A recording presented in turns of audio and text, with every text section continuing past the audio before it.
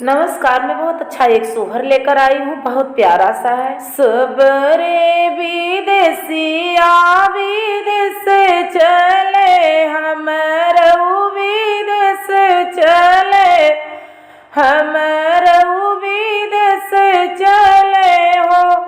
सीता धइले घोड़े कैला गमिया अकेले, कैसे रहबई अकेले, कैसे रहबई ओ। सबरे विदेसिया विदेश चले, हमरऊ विदेश चले, हमरऊ विदेश चले ओ। सीता धइली घोड़े कैला गमिया अकेले, कैसे रहबई हो।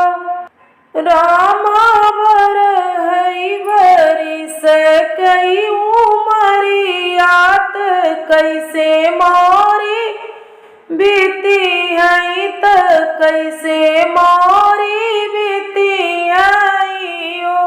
हड़पी तड़पी जीनी निकलियो बेहसी, जीनी बोलियो बेहसी, जीनी बोलियो हो।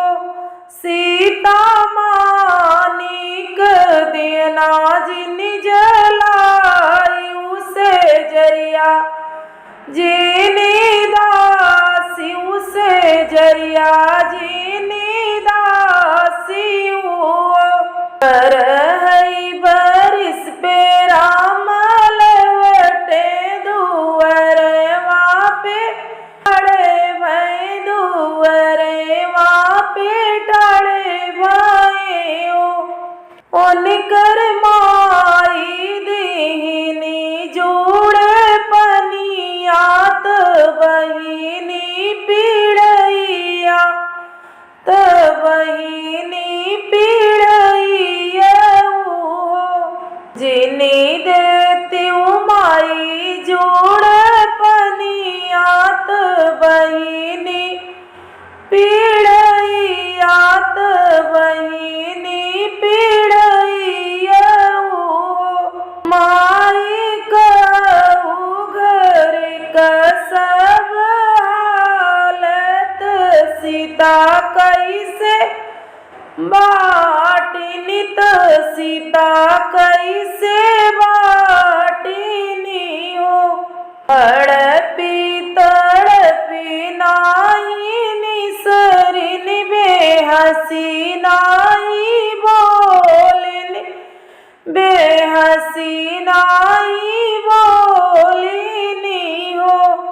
बेटा मानिक दियना न जलाइनी, से जरिया नाही दासिनी हो। एक गोड़ धरले ओ सरवात, तुसर धर वजवऊ, मैंने तीसर गोड़वा धरले अंगनवा, ओ बरिया में टाड़े भये हो।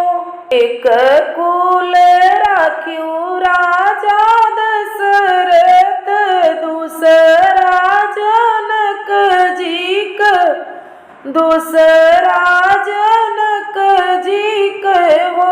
सीता तीसर कुलवारा क्यों हमार, चौथ कुल आपन, चौथ कुल आपन हो। सबरे विदेसिया विदेश चले, हमरऊ विदेश चले हो।